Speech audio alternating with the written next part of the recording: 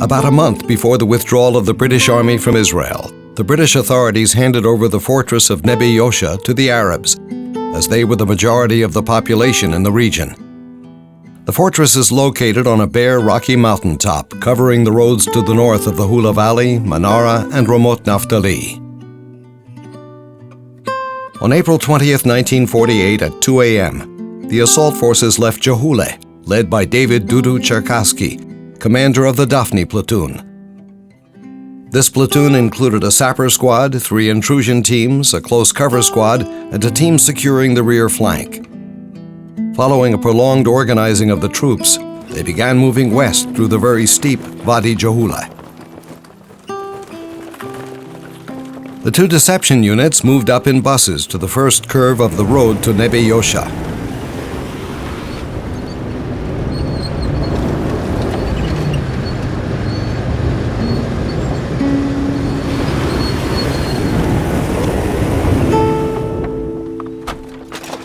They disembarked and started to move towards Ramot Naftali, Wadi Ein Sof, following on foot from the Hula Valley.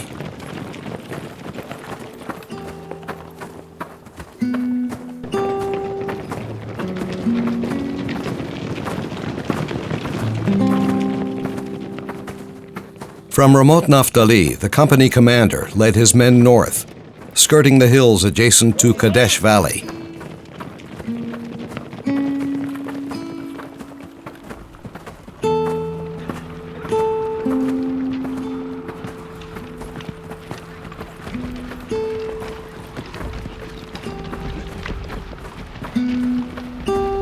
The machine gunners carried their weapons and tripods on their backs and settled into firing positions about 200 meters from the fortress. Platoon Commander Philon Friedman led the 2nd unit to the village of Nebi Yosha. At 3:05 a.m., the deception units opened fire on the fortress with long 30-bullet bursts. That was the sign to begin the attack.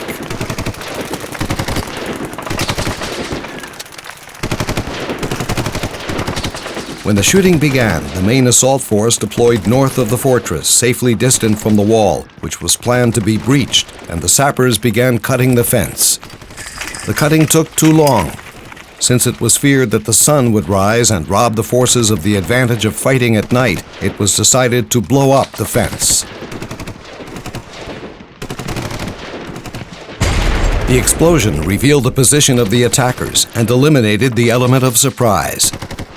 The sappers stacked a pile of stones to the height of the building's foundations and laid the sacks of explosives on it to penetrate the concrete wall of the fortress. When the explosives were ready, the first grenade was hurled from a special steel box.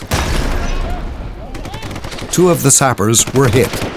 Additional grenades were hurled from inside, together with shooting.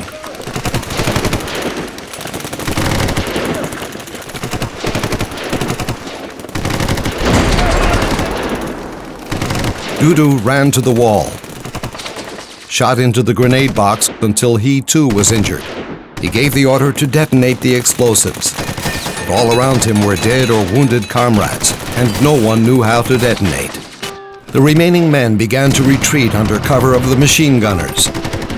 The last gunner, Yishar Armoni, remained to cover the retreat.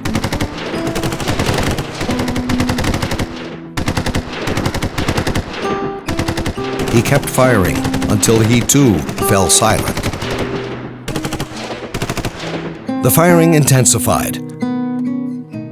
The attempts to extract the wounded continued through devotion, supreme valor, and comradeship, and resulted in heavy losses.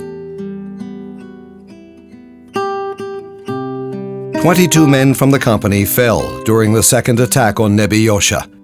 It became undoubtedly clear that most of the casualties were caused during attempts to rescue the wounded in battle.